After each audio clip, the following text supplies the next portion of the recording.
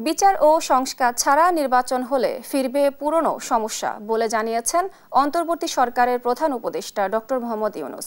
বুধবার সিঙ্গাপুরের সংবাদ মাধ্যম চ্যানেল নিউজ এশিয়া সিএনএ-কে দেয়া এক সাক্ষাৎকারে এ কথা বলেন তিনি। প্রধান উপদেষ্টা বলেন, নির্বাচন বৈধ না হলে তা আয়োজনের কোনো মানে হয় না। রাজনৈতিক ব্যবস্থা যে কারচুপি রয়েছে তা সংস্কার করা আবশ্যক।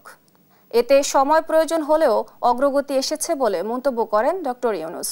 ছাত্র জনতার গণ অভ্যুত্থানে উচ্ছেদিত সাবেক প্রধানমন্ত্রী শেখ হাসিনা প্রসঙ্গেও উপদেষ্টা বলেন, হাসিনা ভারতে থাকলেও তার বিরুদ্ধে বিচার কাজ অব্যাহত থাকবে।